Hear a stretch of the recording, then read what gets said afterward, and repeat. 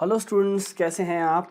I hope so कि आप सभी लोग अच्छे होंगे और आपकी प्रिपरेशंस बहुत अच्छे से चल रही होंगी। Students, welcome to the Prashant Chaturvedi online classes. Mathematics की इस क्लास में आज हम पढ़ने जा रहे हैं probability, one of the very very important topics. Students, probability को सॉल्व करने के लिए तीन तरह की अप्रोच है। Very first is called experimental approach. Experimental approach आप जानते हैं, एक्सपेरिमेंटल अप्रोच आपके पास आपने 10th क्लास में यूज़ की थी, जहाँ पर आप एक एक्सपेरिमेंट करते हैं। लेकिन एक्सपेरिमेंटल अप्रोच में प्रॉब्लम ये होती है कि अगर आपके पास सैंपल स्पेस बहुत बड़ा हो जाता है तो आपको वो यूज़ करनी सही नहीं रहती। फॉर एग्जाम्पल, आपने कहा कि एक डाइस को 4 टाइम्स थ्रो किया गया है, तो एक्सपेरिमेंटल अप्रोच में जो आपके पास सैंपल स्पेस बनते हैं वो बहुत ज़्यादा हो जाते हैं। सेकेंड तरह की अप्रोच आपके पास थी एक्सायोमेटिक अप्रोच। एक्सायोमेटिक अप्रोच एक्सायोमेटिक अप्रोच में आप क्या करते हो, इसे आप कहते हैं कि प्रोबेबिलिटी ए यूनियन बी की ये आप कैलकुलेट कर लेते हो यूजिंग सेट के जितने भी आपके पास सेट थ्योरी के जितने भी लॉज है वो यहाँ पर आप अप्लाई करते हो। तीसरी और सबसे इंपॉर्टेंट अप्रोच आपके पास जो है वो है conditional probability approach. Conditional probability approach conditional probability approach को इस चैप्टर में हम आज पढ़ने जा रहे हैं। प्रोबेबिलिटी में मोस्ट ऑफ आज हम कंडीशनल प्रोबेबिलिटी करेंगे। हालांकि एक्सपेरिमेंटल और एक्सायोमेटिक अप्रोच के बारे में भी मैं आपको थोड़ा थोड़ा बताऊंगा। चलिए स्टार्ट करते हैं प्रोबेबिलिटी। सबसे पहले देखते हैं कि what do you mean bye random experiment. एक ऐसा एक्सपेरिमेंट स्टूडेंट्स जिसे जब कुछ आइडेंटिकल कंडीशंस के अंडर किया जाए, अगर वो सेम आउटकम्स प्रोड्यूस नहीं करता है हर एक ट्रायल में, तो आप कहेंगे कि वो रैंडम एक्सपेरिमेंट होता है। एग्जाम्पल के तौर पे अगर आप एक कॉइन को टॉस करते हैं तो ये फिक्स है कि हर बार आपके पास हेड नहीं आएगा या हर बार आपके पास टेल नहीं आएगा। यानी कि अंडर सेम आइडेंटिकल कंडीशंस आपके पास रिजल्ट्स डिफरेंट डिफरेंट प्रोड्यूस हो रहे हैं, तो ये आपके पास होता है random experiment. What do you mean by elementary event students. एक रैंडम एक्सपेरिमेंट में जब एक रैंडम एक्सपेरिमेंट को आपने परफॉर्म किया तो जितने भी आपके पास आउटकम्स होते हैं उन्हें आप कहते हैं एलिमेंट्री इवेंट्स। फॉर एग्जांपल, आपने एक कॉइन को टॉस किया तो आपके पास आउटकम्स है, या तो आपके पास हेड आएगा या फिर आपके पास टेल आएगा। ये आपके पास आउटकम्स है। एक डाई को आपने थ्रो किया तो यहां पर या तो 1 आएगा या फिर आपके पास 1 से लेके 6 तक कुछ भी आ सकता है, तो इसे आप कहते हैं एलिमेंट्री इवेंट। अगर मैं इसे एक सेट की फॉर्म में लिख लूं तो आप इसे कहते हैं सैंपल स्पेस। तो सैंपल स्पेस होता है आपके पास जितने भी इवेंट्स हैं उन सभी का एक सेट, इसे आप कहते हैं सैंपल स्पेस। इस सैंपल स्पेस के अंदर जितने भी इवेंट्स है, जितने भी आउटकम्स है, अगर उन्हें सपोज हम अलग अलग कंसीडर कर रहे हैं, for example occurrence of head या अकरेंस ऑफ टेल या अकरेंस ऑफ टू, तो इन्हें आप कहते हैं event.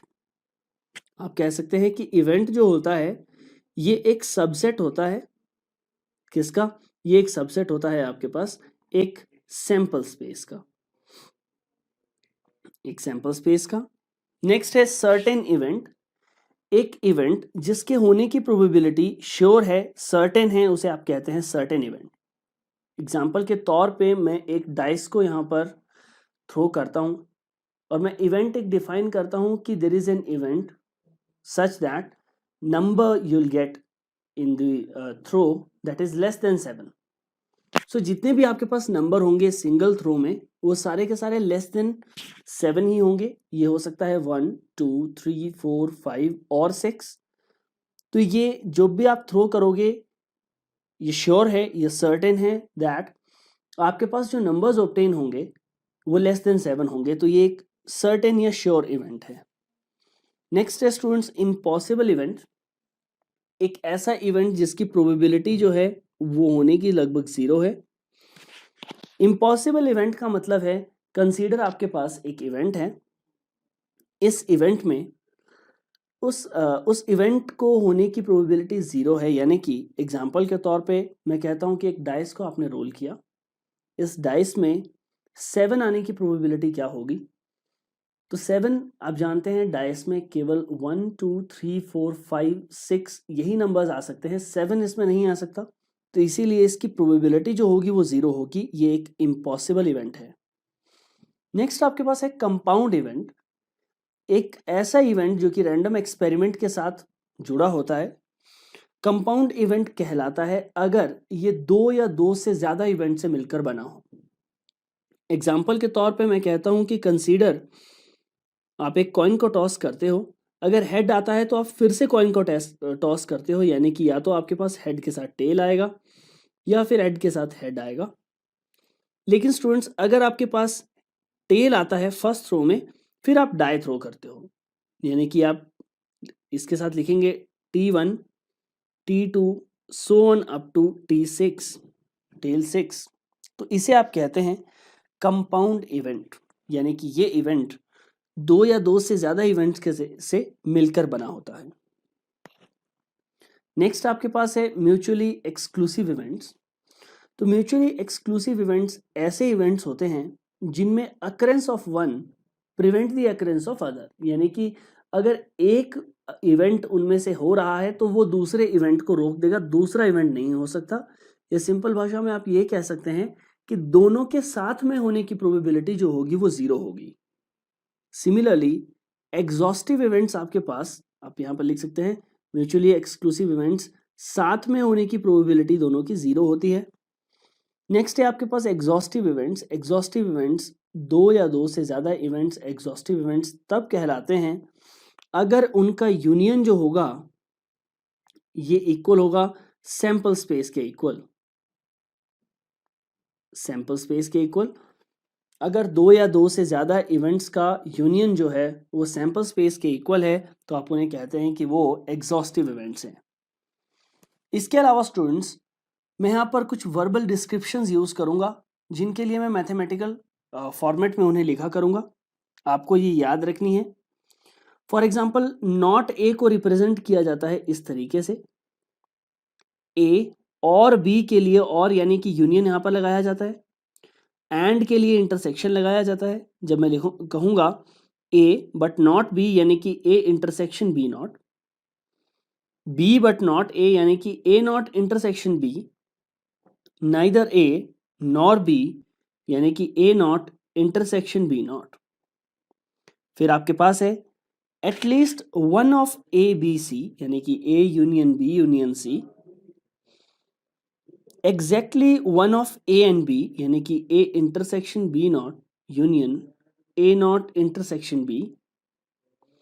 All 3 of A B C के लिए आप यूज करेंगे A intersection B intersection C. जब मैं कहूंगा exactly 2 of A B C यानी कि या तो आपके पास सी अकर नहीं हो रहा है या बी अकर नहीं हो रहा है या ए अकर नहीं हो रहा है, तो आपके पास एग्जैक्टली 2 ही बचेंगे।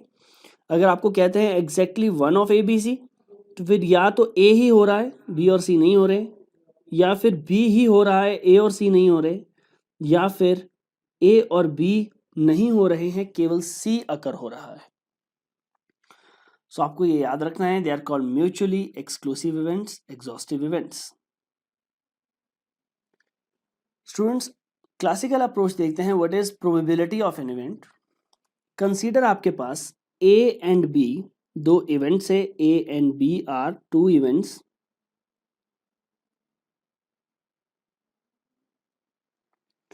तो ये आपके पास कहलाते हैं अगर 2 इवेंट्स है तो इन दोनों की प्रोबेबिलिटी जो होगी ए यूनियन बी ये इक्वल होगी probability of A plus probability of B minus probability of A intersection B के इक्वल। इसे आप कहते हैं एडिशनल थ्योरम। एडिशन थ्योरम यहां पर मैंने लिखा है, ये आपके पास है addition theorem. Probability of an event जो होती है ये इक्वल होती है generally always equal to favorable outcomes by total outcomes. Favorable outcomes by total outcomes. Similarly students किसी भी इवेंट की प्रोबेबिलिटी 0 और 1 के बीच में लाई करती है। मैक्सिमम प्रोबेबिलिटी 1 हो सकती है, मिनिमम प्रोबेबिलिटी 0 होगी। Probability not happening of event ये इक्वल होती है 1 minus probability of happening of that event. Not happening की प्रोबेबिलिटी होती है 1 minus probability of happening of that event.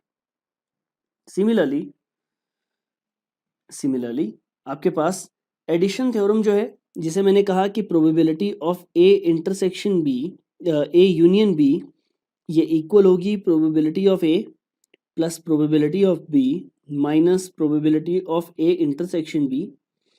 Consider इसमें दो म्यूचुअली एक्सक्लूसिव इवेंट्स हैं, तो आप जानते हैं म्यूचुअली एक्सक्लूसिव इवेंट्स के लिए ए इंटरसेक्शन बी जो होगा वो 0 होगा, यानी कि इसकी प्रोबेबिलिटी 0 होगी। तो ये फॉर्मूला आपके पास बन जाएगा A union B equal to probability of A plus probability of B, क्योंकि probability of A intersection B आपके पास 0 हो जाएगी। देन स्टूडेंट्स, ये फॉर्मूला आप एक्सटेंड कर सकते हैं 3 के लिए, यानी कि probability of A union B union C. आप जानते हैं सेट थ्योरी में ये फॉर्मूला था probability of A plus probability of B minus probability of C plus probability of C minus probability of A intersection B minus probability of B intersection C minus probability of C intersection A plus probability of A intersection B intersection C.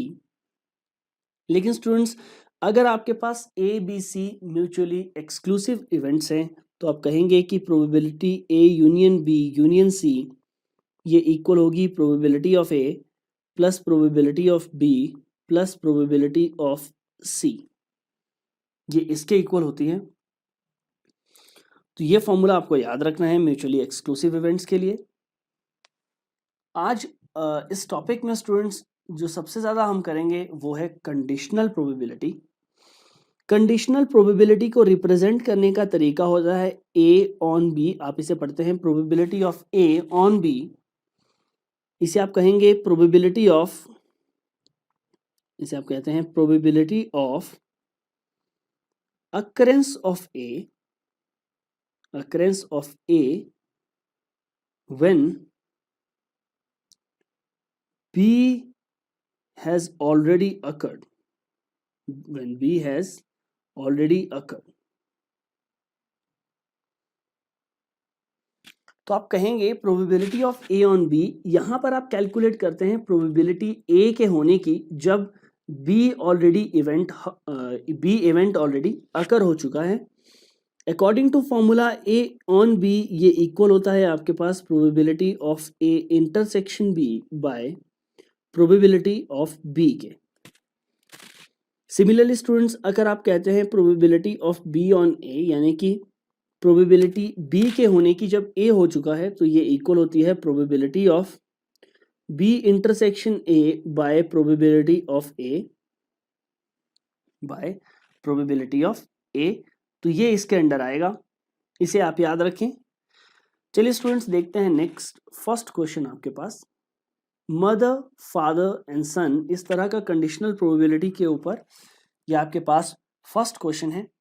Mother father and son line up at random for a family picture, find probability of A on B if A and B are defined as follow. A और B को यहाँ पर define किया गया है। ए यहाँ पर define किया गया है son on one end, and B यहाँ पर डिफाइन किया गया है फादर इन द मिडल। तो देखिए, आप इसे कह सकते हैं ये इक्वल होगा। अगर मैं यहाँ पर सैंपल स्पेस बनाता हूँ students, first of all in तीनों का, जब ये एक फैमिली पिक्चर के लिए एक लाइन में स्टैंड होते हैं तो ये इस तरीके से हो सकते हैं that mother father son, mother son father, या आप कह सकते हैं सन फादर मदर और सन मदर फादर, या आप कह सकते हैं फादर मदर सन और फादर सन मदर। ये बनेंगे आपके पास सैंपल स्पेस। इसमें ए कहा गया है सन ऑन वन एंड, यानी कि अगर मैं कैलकुलेट करता हूं probability of A son on one end, देखिए एंड पे यहां पर है सन, या फिर आपके पास यहां पर है, या यहां पर है और यहां पर है, तो यानी कि ये बनेगा 4/6 probability of B father in the middle, तो देखिए यहाँ पर आपके पास फादर मिडल में है, या फिर आपके पास यहाँ पर फादर मिडल में है, इसके अलावा कोई भी आपके पास कोई भी इवेंट्स नहीं है, तो आप कह सकते हैं ये इक्वल होगा 2/6 के। प्रोबेबिलिटी ए इंटरसेक्शन बी के इक्वल होगी, यानी कि जहां पर सन वन एंड पे है और फादर मिडल में है वो आपको कैलकुलेट करना है। यहाँ पर सन वन एंड पे है और फादर मिडल में है, तो प्रोबेबिलिटी ए इंटरसेक्शन बी ये इक्वल होगी, देखिए यहाँ पर सन वन एंड पे है और फादर मिडल में है, सिमिलरली यहाँ पर भी सन वन एंड पे है और फादर मिडल में है, यानी कि ये इक्वल होगा 2/6 के। प्रोबेबिलिटी ए ऑन बी जब कैलकुलेट होगी तो ये इक्वल होगी probability of A intersection B by probability of B. A intersection B है 2/6 और प्रोबेबिलिटी ऑफ बी आपके पास है 2/6, तो इसे कहते हैं ये इक्वल होगा 1 के। चलिए देखते हैं next question. A black and a red dice are rolled in order, find the conditional probability of obtaining a sum greater than 9 given that black die resulted in a 5।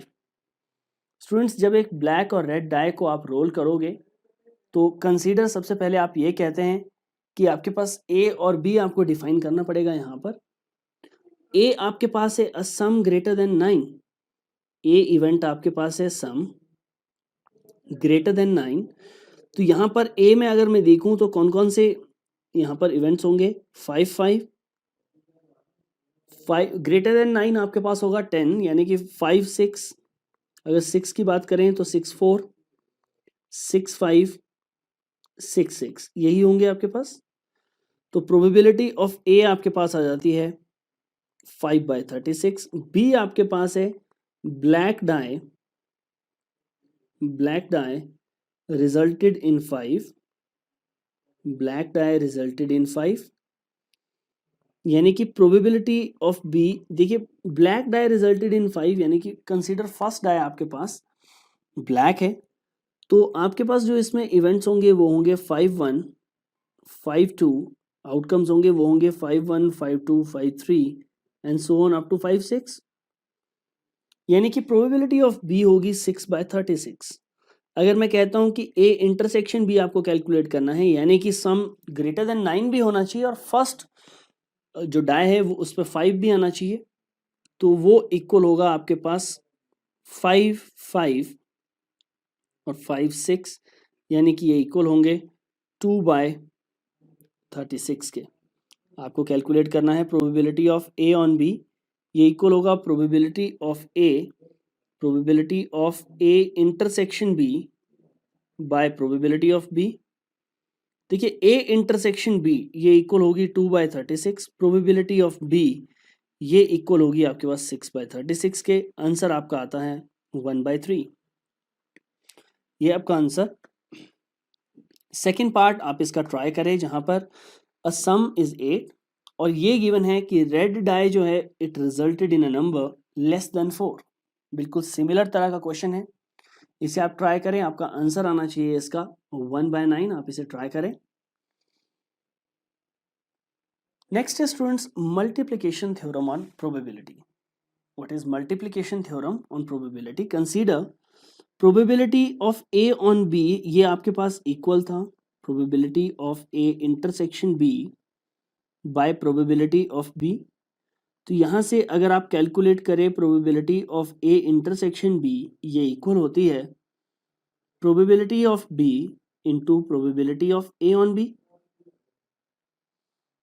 या स्टूडेंट्स अगर आपको calculate करना था probability of B on A, so ये equal होगा probability of B intersection A by probability of A. तो यहाँ से आप ये भी कह सकते हैं कि probability of A intersection B, यानी कि दो इवेंट्स के साथ में होने की प्रोबेबिलिटी, ये फिर से इक्वल होगी probability of A into probability of B on A. तो इसे आप कहते हैं मल्टीप्लिकेशन थ्योरम। इस थ्योरम को आप एक्सटेंड कर सकते हैं एन इंटरवल्स के लिए। देखिए मैंने यहाँ पर केवल 2 इंटरवल्स का यूज किया है, बी और ए, 2 इवेंट्स का यूज किया है। फॉर एग्जाम्पल क्वेश्चन है find the probability of drawing a diamond card in each of the 2 consecutive draws, यानी कि पहली बारी में भी आपको डायमंड कार्ड ड्रॉ करना है, फर्स्ट इवेंट में भी डायमंड कार्ड इज ड्रॉन और सेकेंड इवेंट में भी आपके पास डायमंड कार्ड ही ड्रॉ किया गया है। तो देखिए आपको कैलकुलेट करना है probability of A intersection B. So देखिए प्रोबेबिलिटी ऑफ ए ये इक्वल होगा, अगर आपके पास first of all total 52 cards है तो उनमें से 13 कार्ड्स जो होते हैं वो डायमंड के होते हैं, तो आप लिख सकते हैं 13/52। इसको आपने ड्रॉ कर लिया स्टूडेंट्स। अब देखिए यहाँ पर क्लियर लिखा गया है कि from a well shuffled pack of cards if the card drawn is not replaced. अब आपको कार्ड जो आपने ड्रॉ किया है उसे रिप्लेस आपको नहीं करना है, तो आप कहेंगे कि probability of B on A, यानी कि फिर से डायमंड कार्ड ड्रॉ करने की प्रोबेबिलिटी, जो फर्स्ट ड्रॉ में आप डायमंड कार्ड को ऑलरेडी ड्रॉ कर चुके हो, इसकी प्रोबेबिलिटी आपके पास है 12/51। So probability of A intersection B ये इक्वल होता है probability of A into probability of B on A के इक्वल। प्रोबेबिलिटी ऑफ ए है 13/52, probability of B on A है 12/51। सो ये बन जाता है आपके पास, अगर आप सॉल्व करते हैं 4, 4, 3 और ये बन जाता है 1/17। ये है आपका आंसर 1/17। सिमिलर तरह का क्वेश्चन है 10% of the bulbs produced in a factory are red colored and 2% are defective. If one bulb is picked at random, determine the probability of its being defective if it is red. तो देखिए यहाँ पर A और B को आपको define करना पड़ेगा। Consider मैं A डिफाइन करता हूँ दैट जो आपके पास बल्ब है द बल्ब इज रेड। सो देखिए प्रोबेबिलिटी ऑफ ए कितनी होगी, क्लियरली कहा गया है कि 10% of the bulbs are red, यानी कि 10/100। बी आपके पास है 2% आर रेड एंड डिफेक्टिव। आप कहते हैं कि बी आपके पास इवेंट है the bulb is defective, the bulb is defective. यानी कि प्रोबेबिलिटी ऑफ बी आपके पास होगी 2/100, 2/100। सो प्रोबेबिलिटी ऑफ आपको कैलकुलेट करनी है कि if one bulb is picked at random, determine the probability of its being defective if it is red. यानी कि प्रोबेबिलिटी आपको कैलकुलेट करनी है बी ऑन ए की, ये ऑलरेडी गिवन है कि ये रेड है, आपको ये चेक करना है कि इज इट डिफेक्टिव और नॉट। तो ये इक्वल होगा probability A intersection B by probability of B के। ए इंटरसेक्शन बी आपके पास देखिए probability of A intersection B आपके पास कितना है, चेक करते हैं। प्रोबेबिलिटी ए यहां पर है बी इंटरसेक्शन ए और the bulb is defective in second case, bulb is defective as well as red, ये आपको गिवन है 2%, यानी कि 2/100। आपको कैलकुलेट करना है प्रोबेबिलिटी ऑफ, इसे आप कहेंगे बी ऑन ए, यानी कि probability of A intersection B by probability of A intersection B और बी इंटरसेक्शन ए है आपके पास 2/100 और ये आपके पास है 10/100। आंसर आपके पास आता है 1/5। सिमिलरली स्टूडेंट्स क्वेश्चन नंबर 5 आपके पास है a couple has 2 children, find the probability that both are boys if it is known that one of the children is a boy and second part में है the older child is a boy। तो देखिए अगर आपके पास 2 children हैं तो उनका sample space आपके पास ये बन सकता है that first boy second girl, first boy second boy, first girl second girl and first girl second boy. तो ये बनता है आपका सैंपल स्पेस। इसमें सबसे पहले ये कहा गया है ए यहां पर आप डिफाइन कर ले दैट बोथ आर बॉयज, दोनों ही यहां पर बॉयज है, both are boys. It is known that, देखिए बी यहां पर मैंने डिफाइन कर लिया one of the children one of the children is a boy, इनमें से एक चिल्ड्रन आपके पास बॉय है, तो आप कहेंगे probability of A that both are boys, ये इक्वल है 1/4 के। Probability of B one of the children is a boy, कोई एक चिल्ड्रन बॉय है तो इसकी प्रोबेबिलिटी है 3/4। प्रोबेबिलिटी ए इंटरसेक्शन बी ये इक्वल होगी, देखिए one of the children is a boy, या तो one of the children is a boy and both are boys, तो इसकी प्रोबेबिलिटी आपके पास 1/4 ही है। अगर आपको कैलकुलेट करना है first of all probability of A on B, तो ये इक्वल होगा probability of A intersection B by probability of A के equal. Probability A intersection B आपके पास है 1/4, probability of A intersection B आपके पास है 1/4 और प्रोबेबिलिटी ऑफ बी आपके पास है 3/4। आंसर आपका आ जाता है 1/3। सेकेंड पार्ट स्टूडेंट्स, यहाँ पर एक और इवेंट आप डिफाइन कर लें, यानी कि see that older child is boy, older child is a boy. तो देखिए यहाँ पर सी के अंडर जो आएगा older child is a boy, वो होगा आइदर B1 B2 या फिर B1 G2 बॉय 1 गर्ल 2। आप कहेंगे कि प्रोबेबिलिटी ऑफ सी, इसे आप लिख सकते हैं 2/4। सो प्रोबेबिलिटी आपको कैलकुलेट करनी है ए ऑन सी, ये इक्वल होगी probability of A intersection C by probability of C. A intersection C का मतलब यहाँ पर है दैट ओल्डर चाइल्ड यहाँ पर बॉय है एज वेल एज दोनों बॉय हैं, तो फिर से आपके पास ये 1 है, इसकी प्रोबेबिलिटी है 1/4। प्रोबेबिलिटी ऑफ सी आपके पास है 2/4, तो फाइनल आंसर आपका आता है 1/2। तो ये आपके पास बेसिक क्वेश्चंस। नेक्स्ट क्वेश्चन आपके पास है students that consider a random experiment in which a coin is tossed, coin को टॉस किया गया है, and if the coin shows head it is tossed again.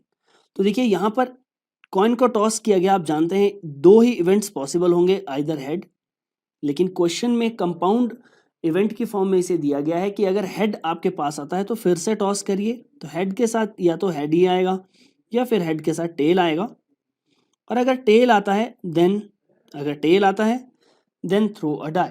तो आप कहेंगे कि ये इक्वल होगा tail 1, tail 2, tail 3 and so on up to tail 6 के, ये होगा आपके पास टेल 6 तक। तो स्टूडेंट्स यहाँ पर 8 पॉसिबल आउटकम्स हैं। क्लियर क्वेश्चन में लिखा गया है कि if 8 possible outcomes are equally likely, यानी कि सभी की प्रोबेबिलिटी, अगर 8 आउटकम्स है तो सभी की प्रोबेबिलिटी सेम है 1/8 and so on up to 1/8। आपको ये कहा गया है find the probability that the die shows a number greater than 4, यानी कि ई आपके पास है die shows a number greater than 4 if it is known that first throw of the coin result in tail. So coin results in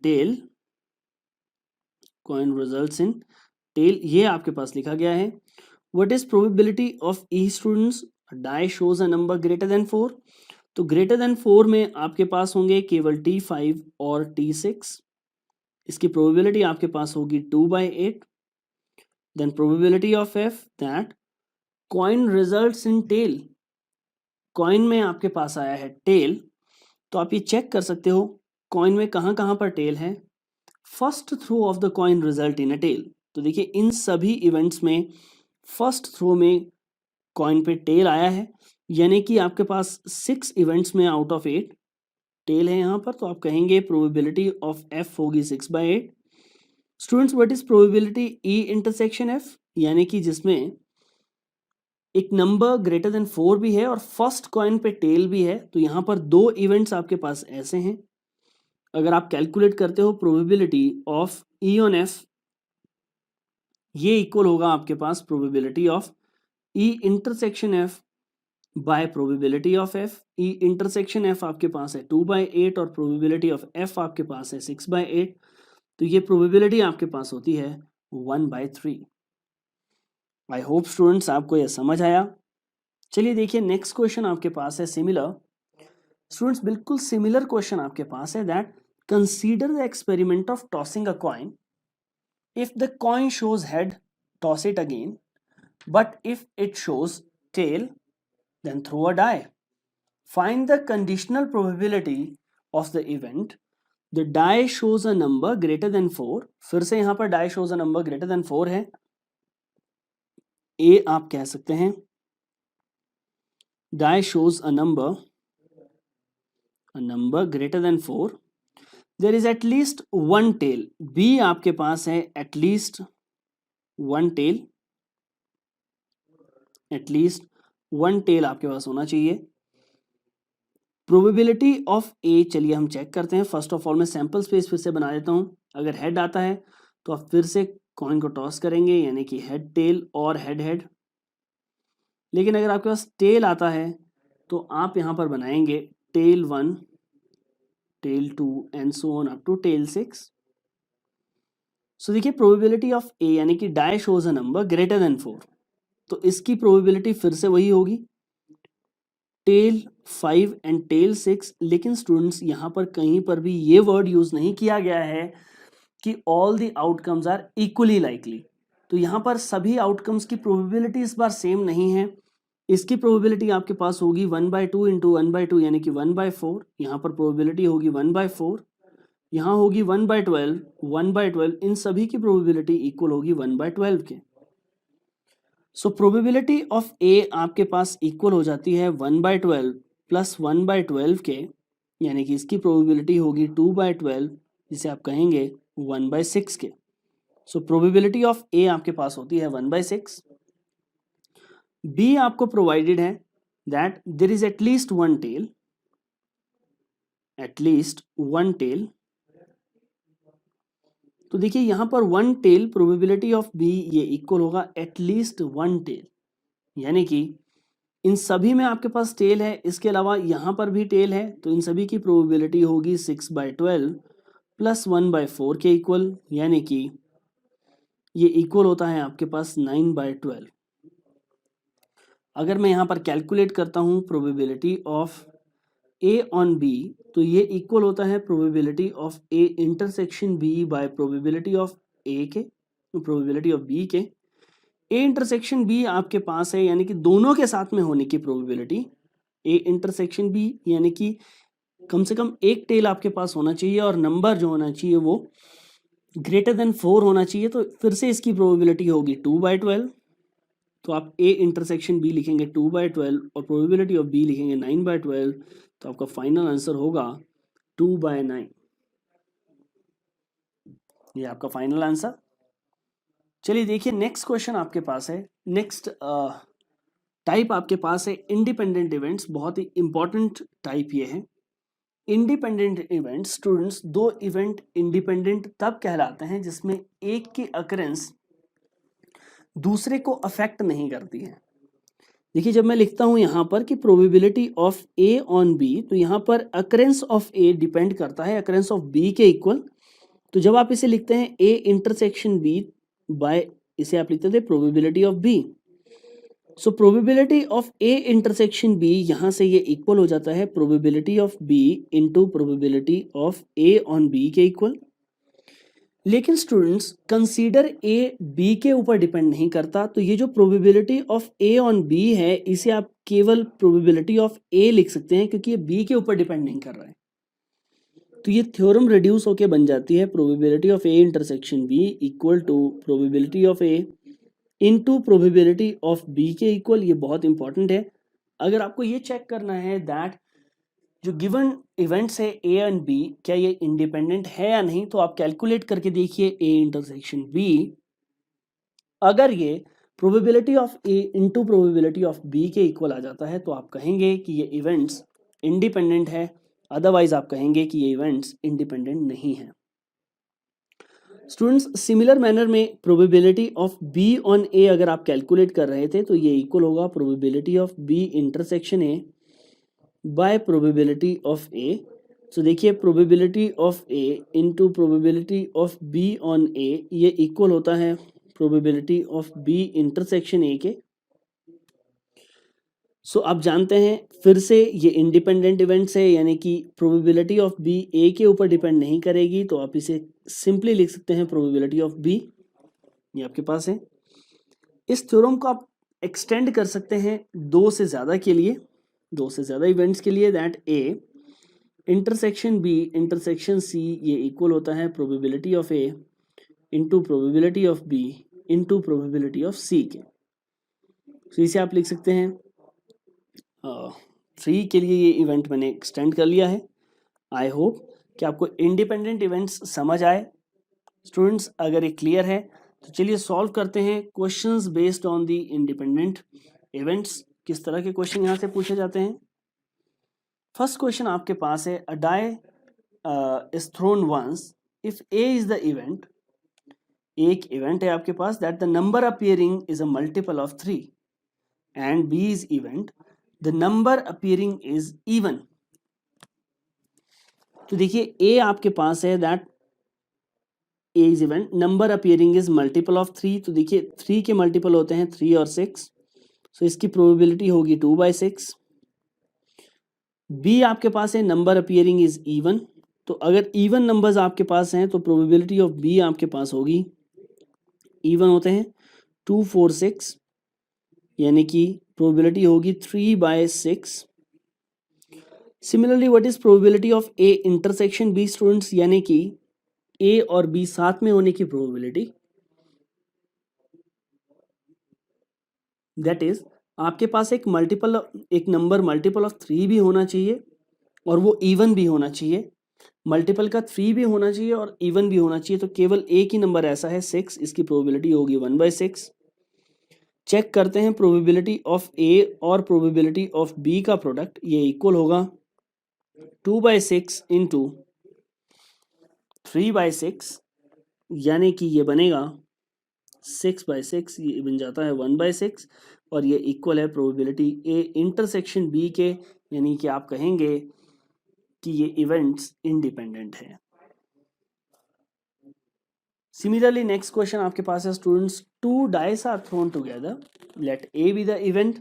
ए आपके पास है getting 6 on the first die, first die पे आपके पास आना चाहिए 6, और देखिए अगर फर्स्ट डाई पे 6 आता है तो आप फर्स्ट डाई को 6 लिख लीजिए, then 6 1 6 2 and so on up to ये होगा 6 6। सो प्रोबेबिलिटी ऑफ ए आपके पास होगी 6/36, यानी कि 1/6। सिमिलरली प्रोबेबिलिटी ऑफ बी आपके पास है getting 2 on the second die, second die पे आपके पास आना चाहिए 2, दैट इज आप इसे लिखेंगे 1 2 2 2 and so on up to 6 2। So आप इसे लिखेंगे प्रोबेबिलिटी ऑफ बी ये इक्वल होगी, यहाँ फिर से 6 है, टोटल 36 है, यानी कि 1/6। मुझे चेक करना है ये इंडिपेंडेंट है या नहीं। ए इंटरसेक्शन बी मैं यहाँ पर कैलकुलेट करता हूँ, दैट इज आपके पास फर्स्ट थ्रो पे 6 आना चाहिए और सेकेंड डाई पे 2 होना चाहिए, तो एक ही इवेंट आपके पास ऐसा होगा दैट इज 6, 2। इसकी प्रोबेबिलिटी आपके पास होती है 1/36। मुझे चेक करना है कि ये इवेंट्स आपके पास इंडिपेंडेंट होंगे या नहीं। मैं थ्योरम का यहाँ पर यूज करता हूँ that probability of A intersection B ये इक्वल होगी probability of A into probability of B के इक्वल। प्रोबेबिलिटी ऑफ ए आपके पास है 1/6, बी भी आपके पास है 1/6, दोनों का मल्टीप्लिकेशन आपके पास आता है 1/36। ये इक्वल है probability of A intersection B के इक्वल। हेंस यहाँ से आप ये कंक्लूजन ड्रॉ कर सकते हैं दैट बोथ द इवेंट्स, यहाँ पर दोनों ही इवेंट आपके पास इंडिपेंडेंट है। नेक्स्ट क्वेश्चन है students, given that events A and B are such that probability of A आपको प्रोवाइडेड है 1/2 और probability of A union B आपके पास है 3/5। आपको ये कहा गया है कि प्रोबेबिलिटी ऑफ बी इक्वल है पी। आपको पी की वैल्यू कैलकुलेट करनी है अगर ये म्यूचुअली एक्सक्लूसिव इवेंट्स हैं। स्टूडेंट्स आप जानते हैं probability of A union B ये इक्वल होता है probability of A plus probability of B minus probability of A intersection B के equal. Probability of A union B ये इक्वल होता है 3/5 probability of A 1/2, probability of B P है। अगर first part में स्टूडेंट्स ये म्यूचुअली एक्सक्लूसिव इवेंट्स होंगे तो आप जानते हैं probability of A intersection B ये होगी 0। सो 3/5 माइनस 1/2 ये होगी प्रोबेबिलिटी ऑफ पी, यानी कि पी होगा 1/10। सेकेंड पार्ट आपके पास है students that they are independent events. तो इस थ्योरम को मैं एक्सटेंड करता हूं, probability of A union B इस बार इक्वल होगा probability of A plus probability of B minus probability of A into probability of B के इक्वल। प्रोबेबिलिटी ऑफ ए आपके पास होगा 1/2, प्रोबेबिलिटी ऑफ बी आपके पास होगा p minus probability of A आपके पास है 1/2 और प्रोबेबिलिटी ऑफ बी है p। A union B provided है 3/5, आप इसे सॉल्व कर लें तो 1/10 equal to p minus p/2 that is again p/2 और p की वैल्यू आपके पास आती है 1/5। यह है आपका फाइनल आंसर। इस तरीके से आप इन क्वेश्चंस को अटेम्प्ट कर सकते हैं। क्वेश्चन नंबर 11 आपके पास प्रोवाइडेड है students that A and B are two candidates seeking admission in a college.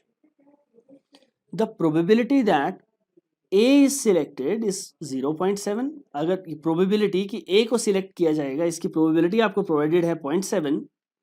आप इसे क्लियरली लिख लें, probability of A it is 0.7 and the probability that exactly one of them is selected। देखिए students probability exactly one of them selected की होगी a intersection b not union a not intersection b, ये equal है आपके पास 0.6 के। Students इसे exactly 1 को आप इस तरीके से भी लिख सकते हैं। देखिए ये आपके पास प्रोबेबिलिटी ऑफ a होती है, this is probability of a, और इसे आप कहते हैं probability of b।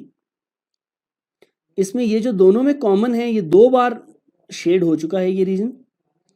So exactly 1 में ये रीजन आना नहीं चाहिए, तो इसीलिए आप इसे लिख सकते हैं probability of A plus probability of B. लेकिन स्टूडेंट्स में 2 बार यहां पर ये प्रोबेबिलिटी माइनस कर लूंगा, probability of A into probability of A intersection B. इसे मैं 2 बार माइनस कर लेता हूं यहां पर,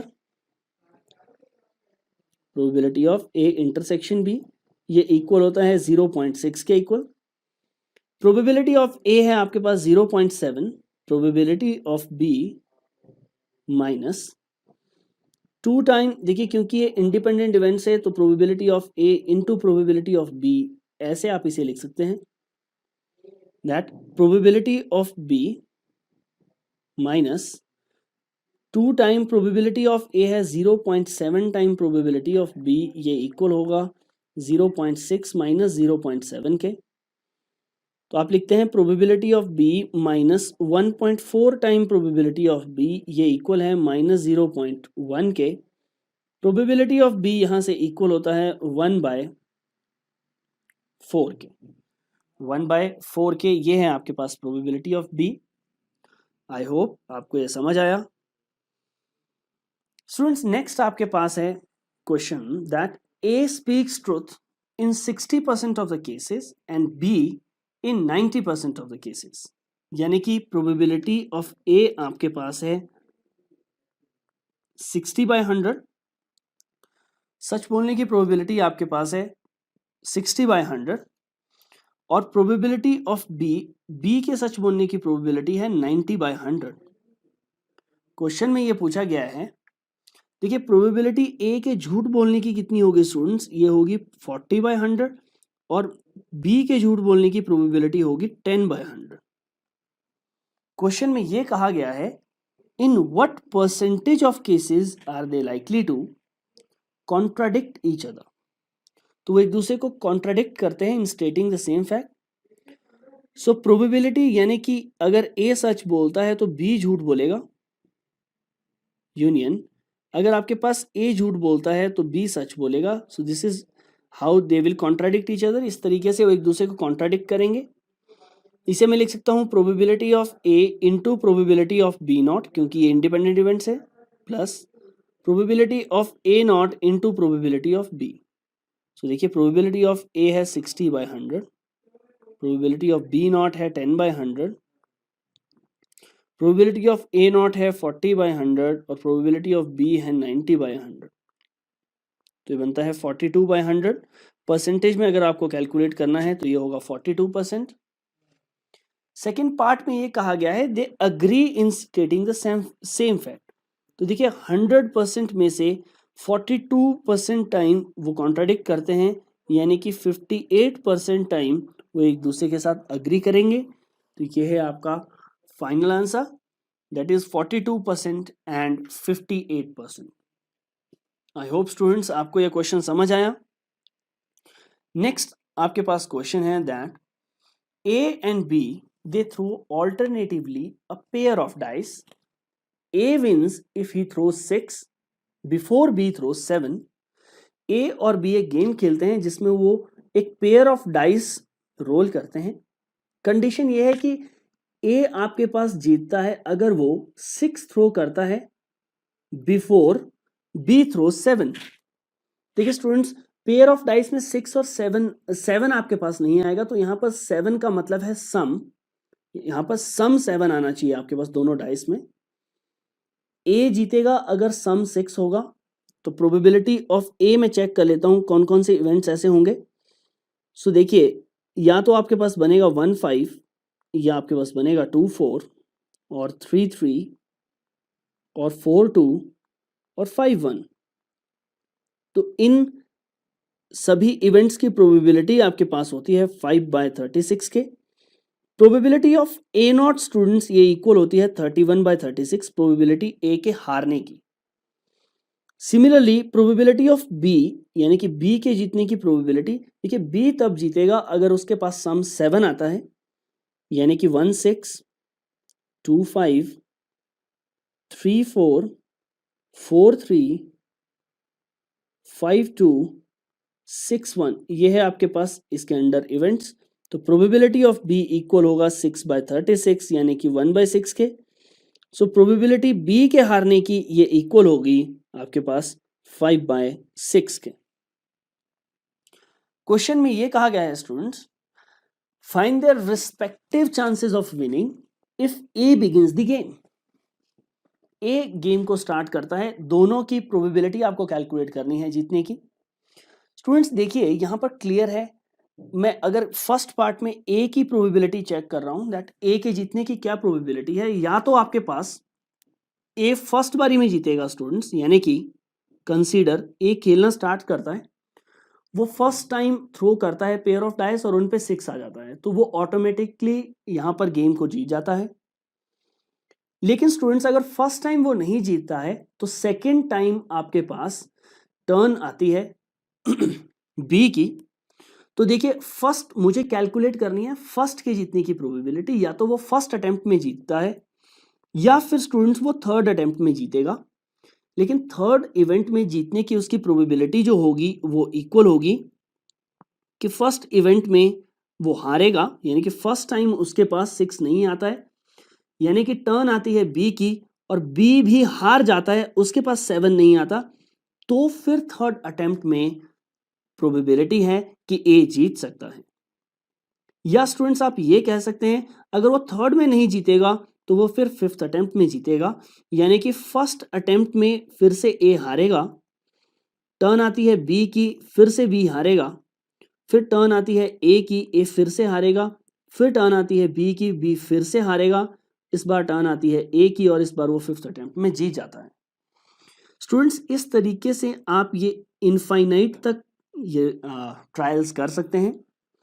सो इसकी प्रोबेबिलिटी इक्वल होती है प्रोबेबिलिटी ऑफ ए यानी कि 5/36 प्लस प्रोबेबिलिटी ऑफ ए के हारने की प्रोबेबिलिटी यानी कि 31/36 इंटू 5/6 इंटू 5/36 प्लस देखिए ए के हारने की प्रोबेबिलिटी 31/36, बी के हारने की 5/6, फिर से थर्ड और फोर्थ अटेम्प्ट में ए और बी रिस्पेक्टिवली हारते हैं और आंसर आपके पास आता है 5/36 फिफ्थ अटेम्प्ट में, and so on up to infinity. यहां पर मैं अप्लाई कर सकता हूं सम ऑफ इनफाइनाइट जीपी का formula. So sum of infinite GP होता है a/1 - r, जहां पर r होता है common ratio.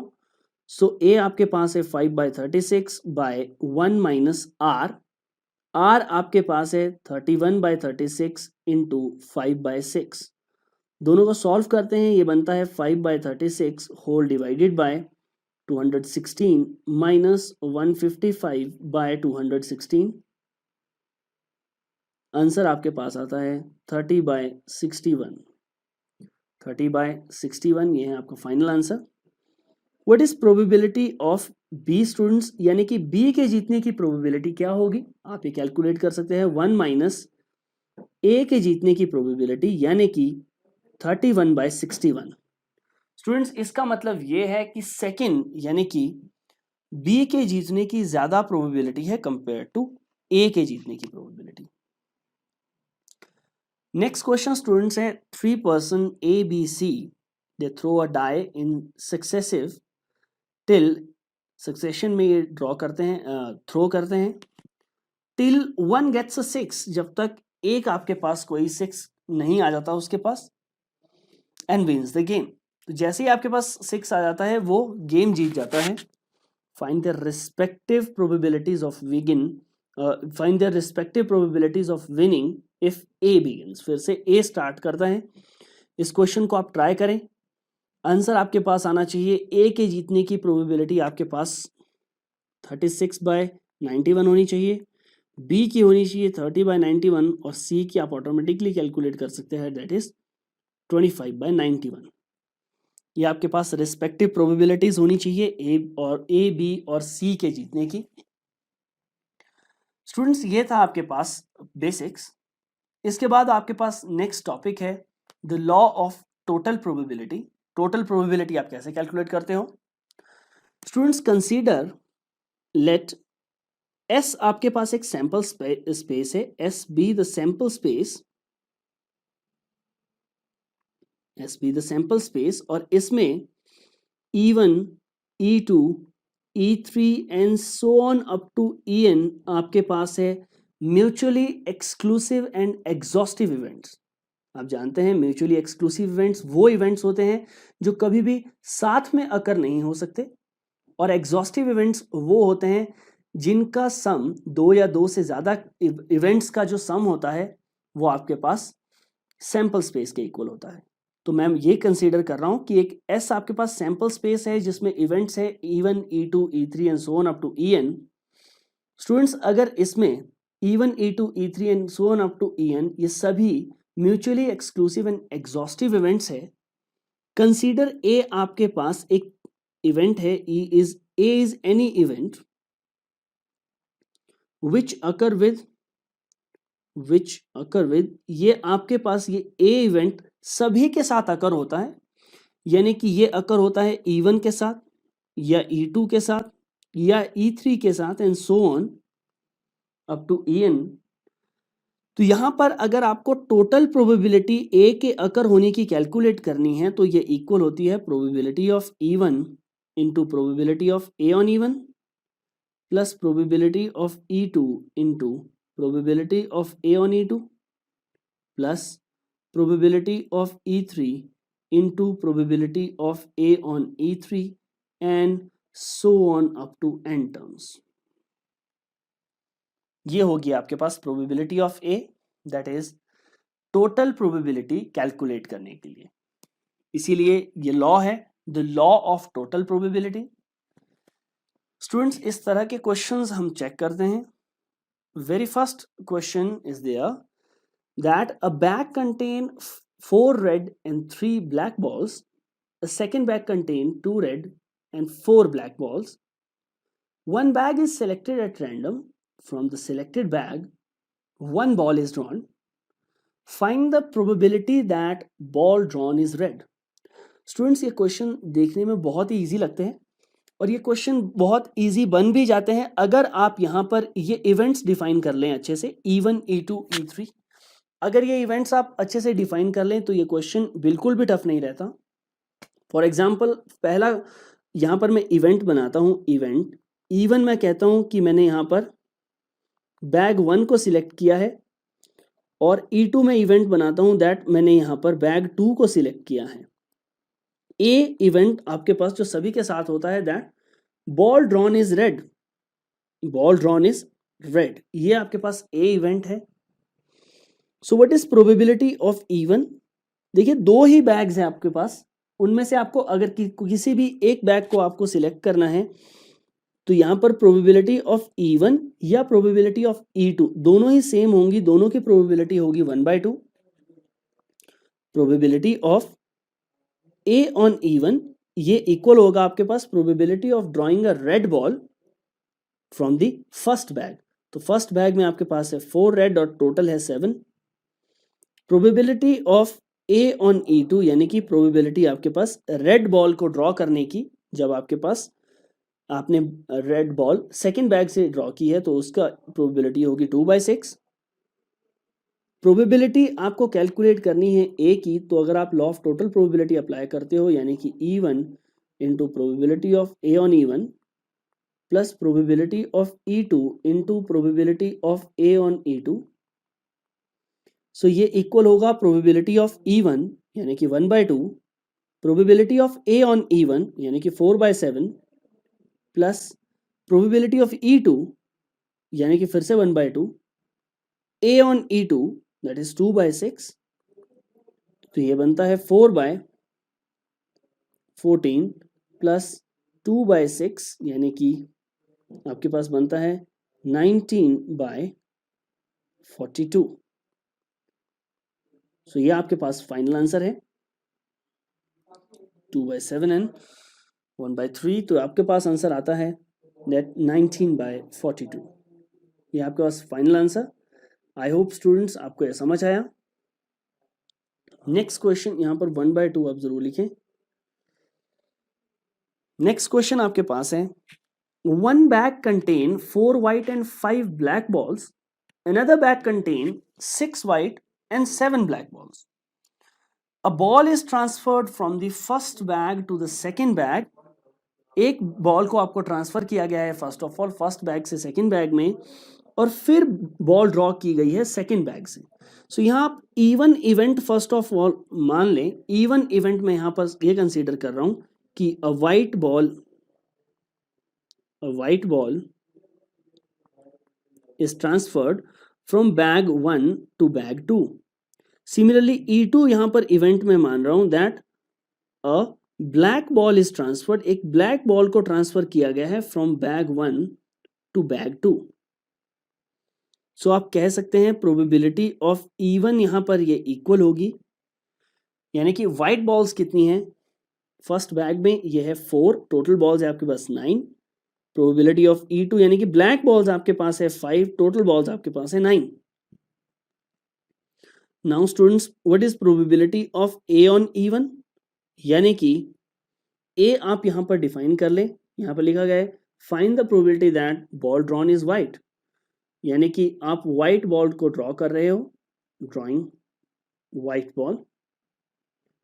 What is probability of A on E1, यानी कि मैं व्हाइट बॉल ड्रॉ कर रहा हूं सेकेंड बैग से, कंडीशन ये है कि मैंने फर्स्ट बैग से सेकेंड बैग में जो बॉल ट्रांसफर की थी वो भी व्हाइट थी। तो स्टूडेंट्स यहाँ पर 6 व्हाइट थी और 7 ब्लैक, इसमें एक व्हाइट और ट्रांसफर कर दी गई तो टोटल बॉल्स आपके पास बन जाती है 14, जिनमें से 7 आपके पास व्हाइट है यानी कि 7/14।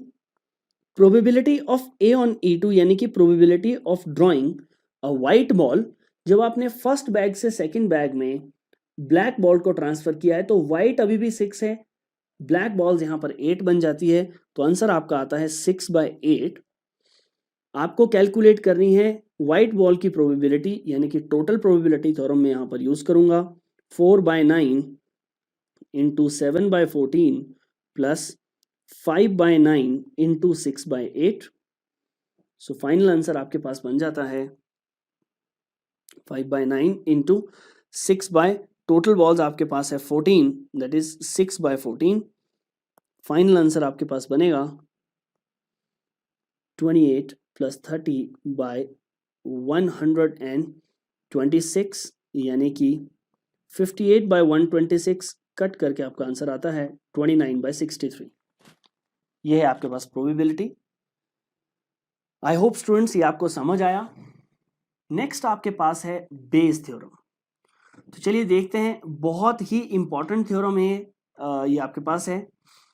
What is Bayes theorem students? Consider first of all फिर से कि आपके पास S एक सैंपल स्पेस है, let S be the sample space, S be the sample space, और इसमें E1, E2, E3 and so on up to En, ये आपके पास म्यूचुअली एक्सक्लूसिव और एग्जॉस्टिव इवेंट्स हैं। एक्सक्लूसिव एंड एग्जॉस्टिव इवेंट्स हैं। स्टूडेंट्स, अगर आपको यहाँ पर एक इवेंट मिलता है और ये इवेंट किसी भी इवेंट के साथ अकर हो सकता है, दैट इज ये इवेंट आपके पास अकर हो सकता है आइदर विद A1, E1 या फिर E2 या फिर E3 and so on up to En के साथ, तो आप कहेंगे that probability of A on E1 ये इक्वल होती है प्रोबेबिलिटी ऑफ, देखिए probability of E1 on A ये इक्वल आपके पास होगी, अब किसी भी इवेंट की प्रोबेबिलिटी यहाँ कैलकुलेट कर सकते हैं, that is E ith depending on A, जो A के ऊपर डिपेंड हो रही है, ये इक्वल होती है probability of the ith interval into probability of A on EI by denominator में आपके पास होगी टोटल प्रोबेबिलिटी। टोटल प्रोबेबिलिटी यानी कि स्टूडेंट्स कंसीडर आपको कैलकुलेट करनी है फर्स्ट इवेंट की प्रोबेबिलिटी A के साथ, तो ये इक्वल होगी probability of E1 plus into probability of A on E1 whole divided by total probability. आप टोटल प्रोबेबिलिटी लॉ से कैलकुलेट कर सकते हैं। स्टूडेंट्स, ये बहुत ही इंपॉर्टेंट है, यहीं से आपके पास क्वेश्चन बनने के चांसेस है। सबसे इंपॉर्टेंट टॉपिक अगर प्रोबेबिलिटी में कोई है तो वो है आपके पास बेस थ्योरम। नेक्स्ट है students, in a bolt factory, for example इस तरह के क्वेश्चन हम सॉल्व करना स्टार्ट करते हैं। In a bolt factory machine ABC manufacture respectively 25%, 35% and 40% of the total bolts. Of their output, 5, 4 and 2% are respectively defective bolts. A bolt is drawn at random from the product. If the bolt drawn is found to be defective, आपने randomly एक bolt को यहाँ पर pick किया, condition ये है कि ये बोल्ट डिफेक्टिव आपके पास आ जाता है, तो what is the probability that it is manufactured by the machine B, तो इसकी क्या प्रोबेबिलिटी है कि इसे मशीन बी ने मैन्युफैक्चर किया था। फिर से यहाँ पर इवेंट्स आप कंसीडर कर लें कि आपके पास E1 यानी कि बोल्ट मैन्युफैक्चर किया गया है मशीन ए के द्वारा, तो प्रोबेबिलिटी ऑफ E1 आपके पास होगी 25/100। E2 आपने कंसीडर किया है कि बोल्ट मैन्युफैक्चर किया है मशीन बी ने, यानी कि प्रोबेबिलिटी ऑफ E2 आपके पास होगी 35/100। E3 यानी कि बोल्ट मैन्युफैक्चर किया गया है मशीन सी के द्वारा, यानी कि प्रोबेबिलिटी ऑफ E3 ये इक्वल होती है 40/100 के।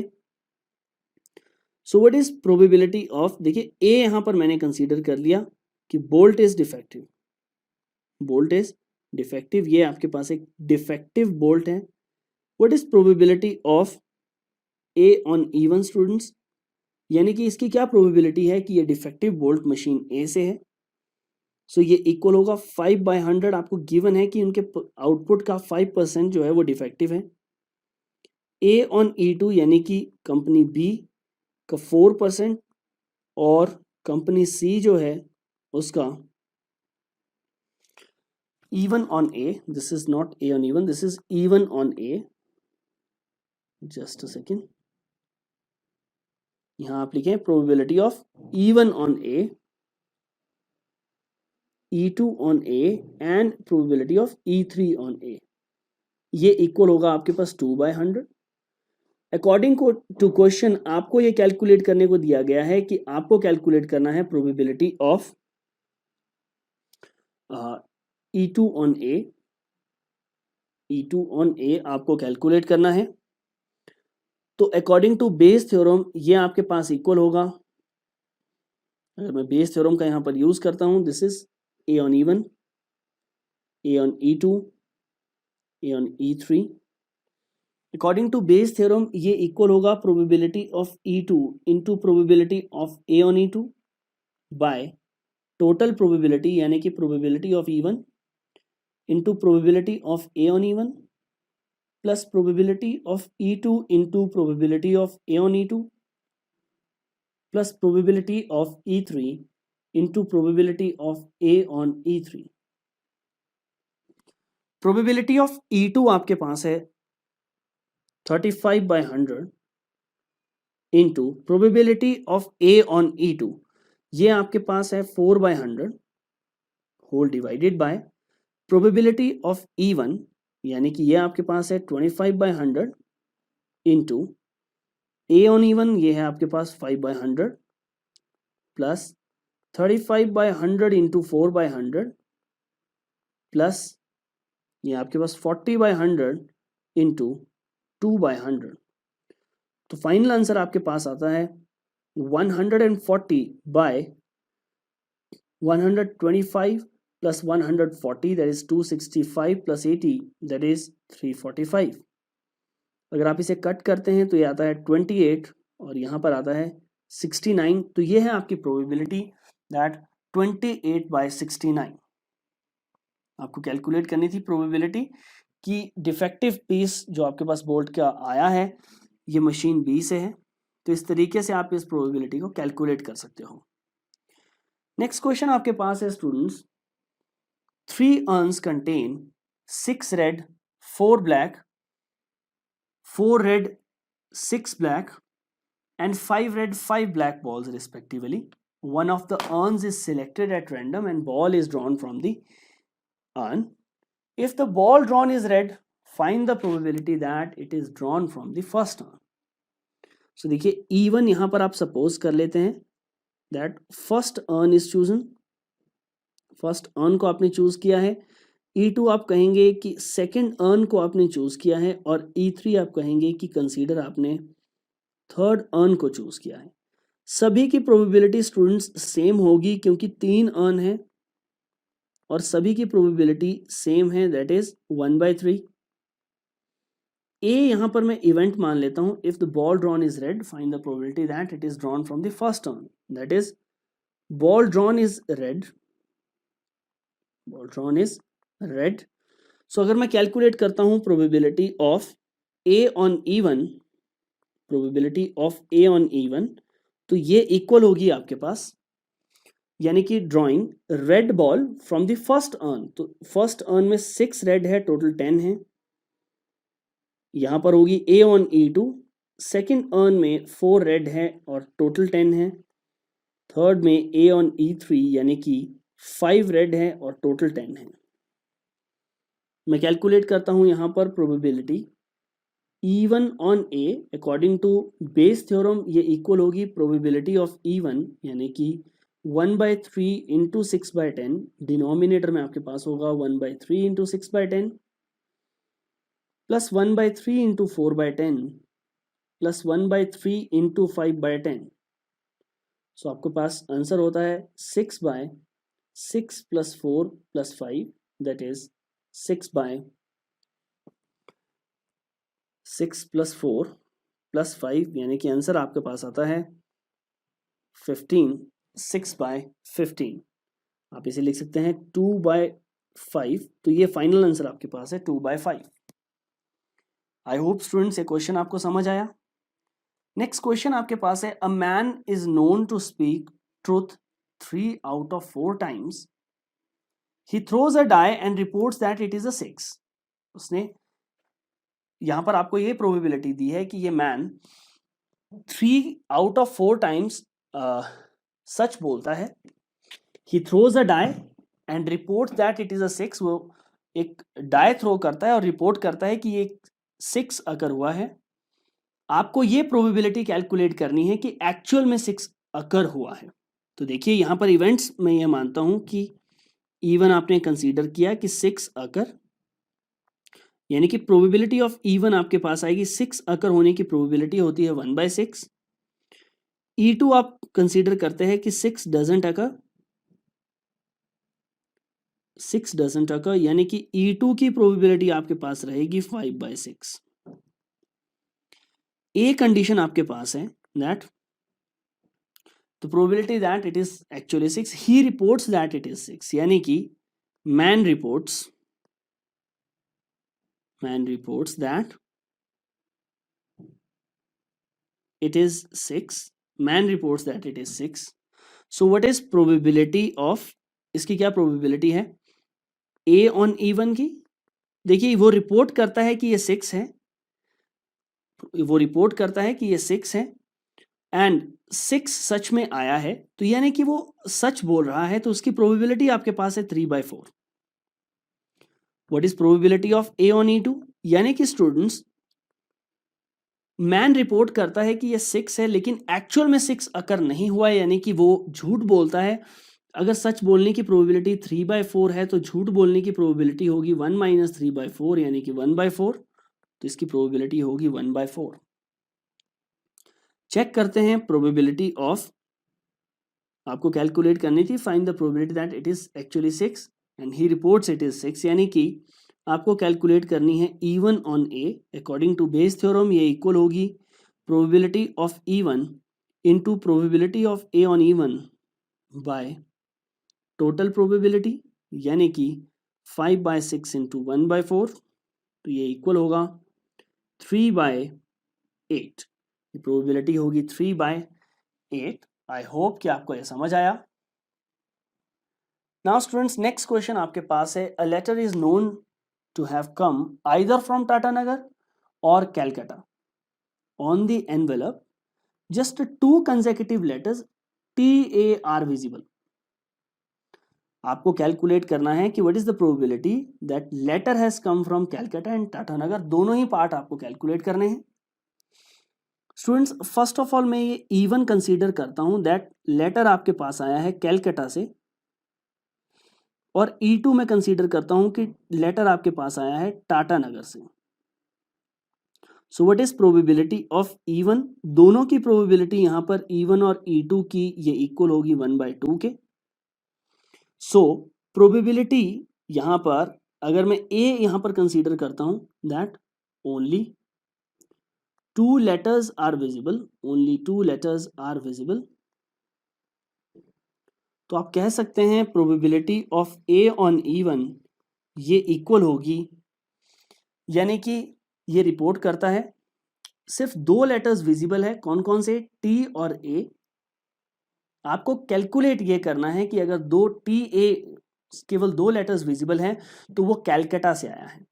स्टूडेंट्स, अगर आप कैलकटा में देखें तो केवल TA को मैं एक वर्ड सपोज कर लेता हूं, तो यहां पर टोटल वर्ड्स बन जाते हैं 1 2 3 4 5 6 और TA बन जाता है 7, जिसमें से TA एक बार रिपीट कर रहा है, तो यानी कि यहां बन जाता है 1/7.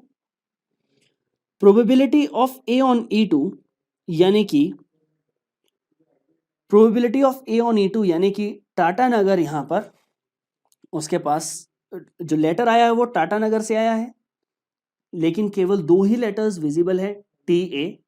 अगर आप TA को एक लेटर सपोज कर लेते हैं तो 1 2 3 4 5 6 7 8, यहां पर टोटल 8 वर्ड्स बन जाते हैं, लेकिन 8 में से 2 वर्ड्स ऐसे हैं जो रिपीट कर रहे हैं, तो इसकी प्रोबेबिलिटी आती है 2/8. फर्स्ट पार्ट का मुझे आंसर कैलकुलेट करना था कि लेटर कैलकटा से आया है, यानी कि आपको कैलकुलेट करना है E1 on A according to Bayes theorem. ये इक्वल होगा 1/2 इंटू 1/7 1/2 इंटू 1/7 प्लस 1/2 इंटू 2/8 के. तो ये बन जाता है आपके पास 1/14. डिनोमिनेटर में आपके पास बनता है 1/14 प्लस 2/16 के. इसे आप सॉल्व करते हैं तो ये आपके पास बन जाता है 4/11. 4/11 ये आपका आंसर आता है. सेकेंड पार्ट में आपको कहा गया था कि आपको कैलकुलेट करना है E2 ऑन A, यानी कि लेटर टाटानगर से आया है, तो आप इसे लिखेंगे 1/2 into 2/8 according to Bayes theorem. Denominator में आपके पास बनता है 1/2 इंटू 2/8, यानी कि 2/16 बाय 1/14 प्लस 2/16. यहाँ पर ये बन जाता है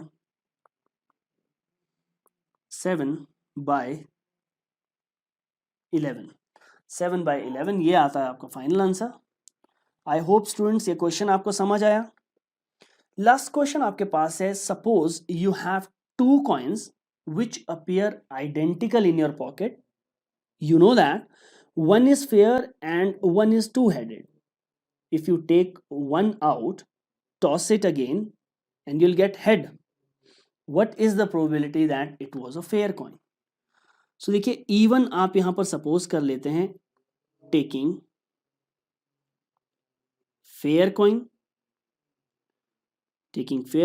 और E2 आप सपोज कर लेते हैं taking two-headed coin, probability of E1 ये इक्वल होता है, देखिए 2 ही कॉइन है तो हर एक की प्रोबेबिलिटी, आपके पास दोनों की प्रोबेबिलिटी सेम रहेगी, E1 और E2 की। If you take one out, toss it and get a head, what is the probability that it was a fair coin? तो देखिए A यहां पर है getting head, so what is probability of A on E1? यानी कि आपके पास head आया है जब आपने फेयर कॉइन को टॉस किया है। फेयर कॉइन में प्रोबेबिलिटी हेड आने की होती है 1/2। प्रोबेबिलिटी A ऑन E2 यानी कि एक 2-हेडेड कॉइन में हेड आने की प्रोबेबिलिटी हमेशा 1 होती है।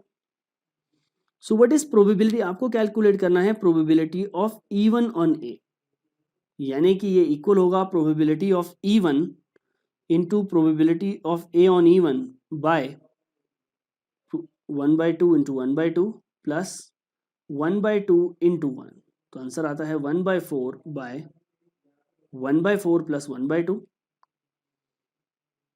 तो आंसर आता है 1/4 बाय 3/4, आंसर आपका आता है 1/3। यह आपका final answer. I hope students आपको यह समझ आया।